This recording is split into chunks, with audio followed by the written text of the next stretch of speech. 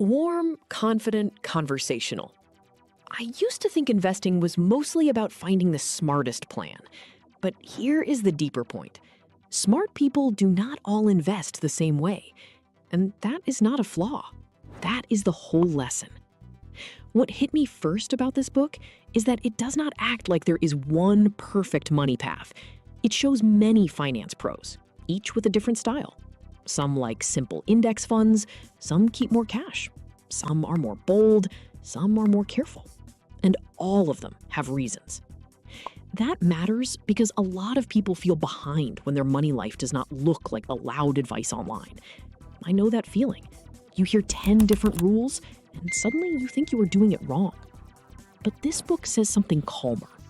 Your best plan is not the flashiest one. It is the one you can understand and keep using when life gets hard. So right away, I felt the pressure drop a little. The goal is not to copy a guru. The goal is to build a plan that fits real life. Here is the weird part. Some of the smartest people in the book do not use fancy money moves at all. A lot of them keep it simple. That is the part I think many people need to hear.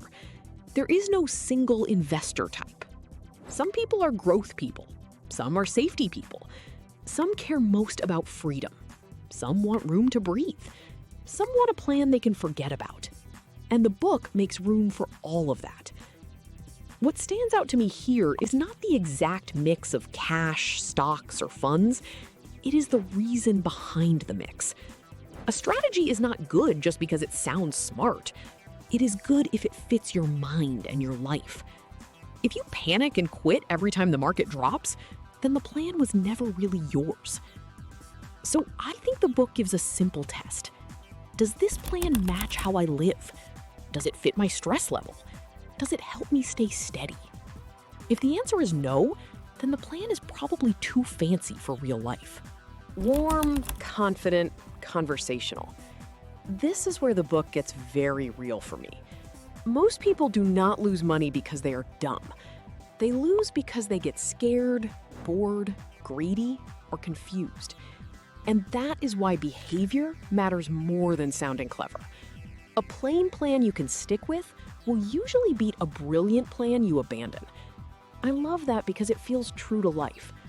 The market is noisy. Your feelings are noisy. If your money plan adds more noise, it will wear you down. So the book keeps pushing a few simple rules. Keep costs low. Do not chase every hot idea. Know your risk limit. And do not build a portfolio you cannot live with when things get rough. That last part is big. Many people only ask, how much can I make? The better question is, can I stay in the game? That is the real edge here. Not genius, not luck, not hype. Just a plan that is simple enough to follow on a bad day, not only on a good one. At the end, this book keeps bringing everything back to fit. Your portfolio should fit your timeline, your work, your stress, and your goals, not some fake ideal, your real life. That is why I think the book is so useful. It gives a frame I can actually use. I can start with 3 questions. What am I saving for? How long do I have? How much risk can I truly handle without panicking? Then I can think about how much cash I need, how much growth I want, and how much freedom I want to protect. This part matters because a good money plan should do 2 things at once. It should grow, and it should help me sleep at night. If it only grows but I am anxious all the time, that is not a win. If it feels safe but never moves me forward, that is not a win either. So the real goal is fit. A portfolio should support the life I am trying to build, not fight against it. What I take from this book is simple. The best way to invest is not the most impressive way. It is the way that matches your values, your fear level, and your real life. That is why this book feels so useful to me. It pulls investing out of the dream world and puts it back into daily life. It reminds me that money is a tool, not a scorecard, not a contest, a tool. And once I see it that way, the pressure drops. I do not need to build the perfect portfolio. I need to build a plan I understand, trust, and can keep.